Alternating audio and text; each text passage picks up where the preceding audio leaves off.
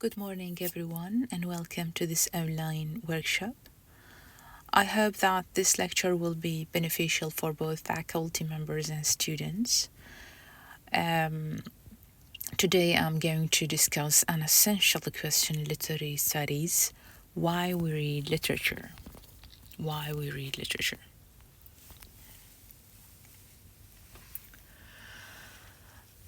This question may seem simple at first, but it has challenged actually thinkers and writers, educators in centuries. Because literature is not only a form of art, it is a way of understanding human experience and ethical responsibility and social reality. So, in this workshop, I will highlight how literature shapes our thinking and why it remains relevant for both students and scholars. Okay, from ancient roots to modern times, literature has served as a powerful medium for human reflection through carefully structured language.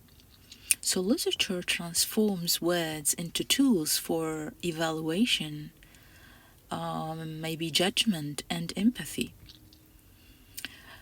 Historically, literature was deeply connected to philosophy. So, thinkers such as Plato and Aristotle explored its role in representing reality and questioning moral values. For them, literature was not entertainment alone, but a form of intellectual and ethical engagement. Now, let us move to the key findings of this lecture. This slide highlights the main ideas that explain why literature has remained essential across history. First, literature plays a central role in connecting individuals through stories, characters, and narratives. Literature help us develop empathy and understand experiences beyond our own lives. So, ancient literary works such as the Epic of Gilgamesh or maybe the works of Homer represent some of the earliest records of human culture and identity. These texts did not only tell stories, they preserved how early societies understood life. They understood the laws, they understood the morality, okay, heroism. So if you see the second okay, we can talk about the engaging with literary text promotes deep reading. So deep reading is a cognitive process that strengthens neural pathways responsible for focus, reflection, and sequential analysis. Unlike digital reading, literal reading trains the mind to slow down and think critically. As you can see here, this is the image shows the first page of Beowulf, the oldest surviving long poem in Old English.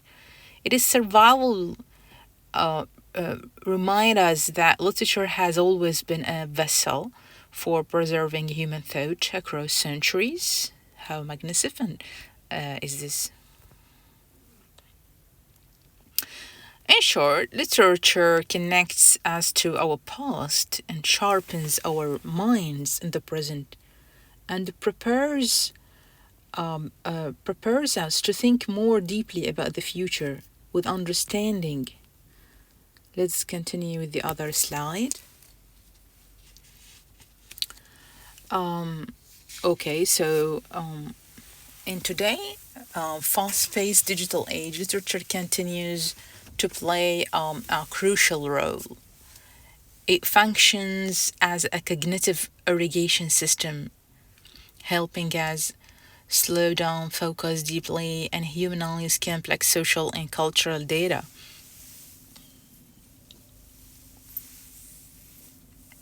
So, therefore, reading literature is not an academic luxury, it is a necessary practice for developing our critical thinking and sustaining our shared humanity.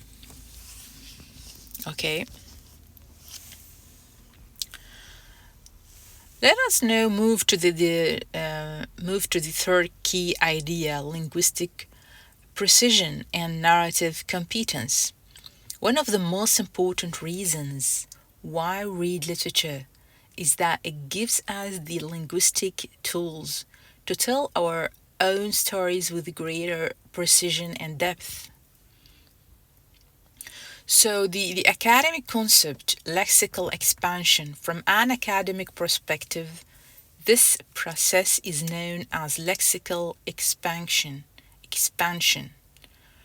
Reading complex literary text expands what we call our semantic boundaries.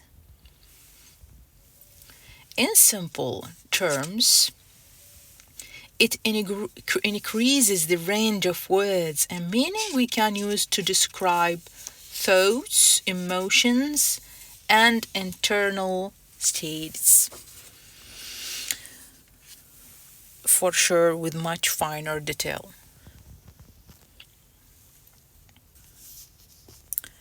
Okay.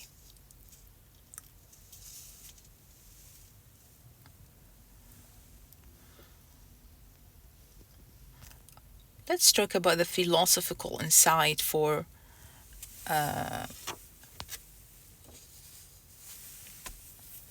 Wittgenstein, Wittgenstein.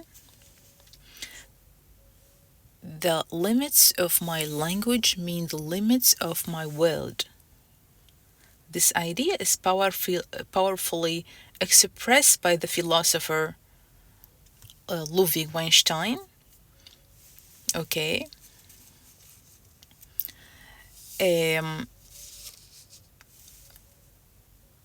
What the philosopher suggests is that if we lack the words to describe the experience, we cannot fully understand maybe or process it. We cannot understand it or process it. So here literature provides us with the vocabulary structures and expressive tools. Okay? So reading literature does not only improve our language, it expands the very word we are able to think and speak about. Let us go to the other slide.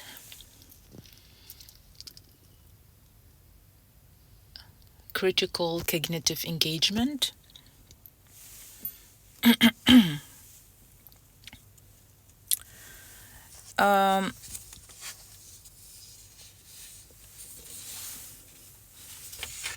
All right. In other words, literature teaches us how to read critically. Not just how to read. How to read critically, not just to read. From an academic perspective, this idea is explained through the distinction between deep reading and skimming. Deep reading and skimming. In an age of constant digital distraction, here literature tries to force the brain into a state of deep reading. Okay, so this process strengthens our neural pathways. This related to our understanding, more and better understanding. All right. To read without reflecting is like eating without digesting. To read without reflecting is like eating without digesting. This is for Edmund Burke.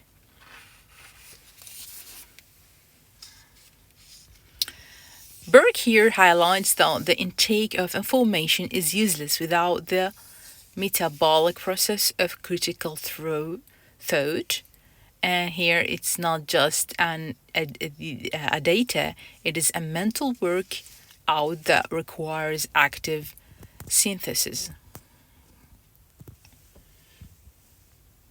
Okay.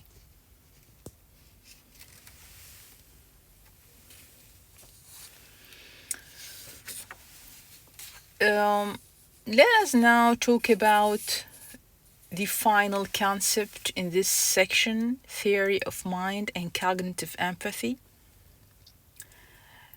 Theory of mind refers to the psychological ability to understand that other people have beliefs, they have desires, they have they call it intentions and emotions different from our own. This ability is essential for social interaction and empathy. Okay.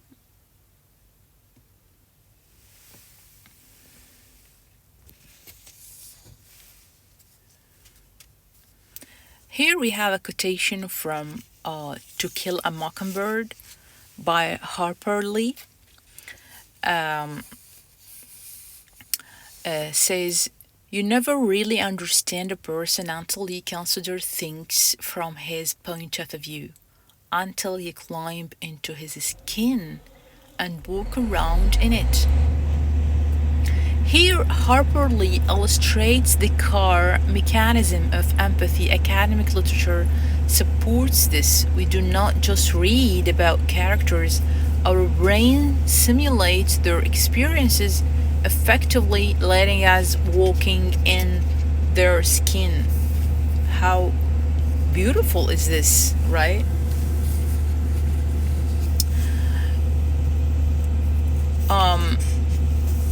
We have here another concepts, the academic concepts for sociological imagination and scientific context.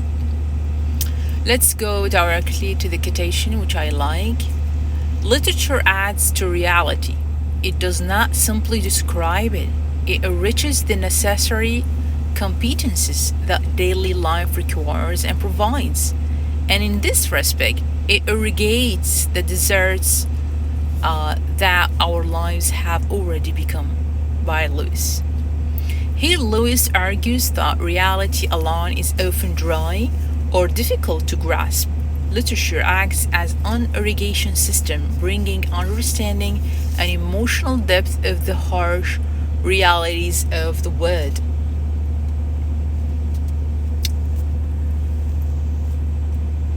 Let me now conclude this workshop. First, linguistics tools. Literature sharpens our ability to express identity and experience with precision. Okay? And secondly, cognitive health. It promotes deep focused reflection and critical analysis. And we have literature functions as a social simulation that strengthens theory of mind. And the final thought, ultimately, literature is not merely entertainment, it is vital technology for cognitive maintenance, ethical awareness, and social cohesion. All right, so yeah. So I would like to say thank you very much for your attention and for your listening. Thank you.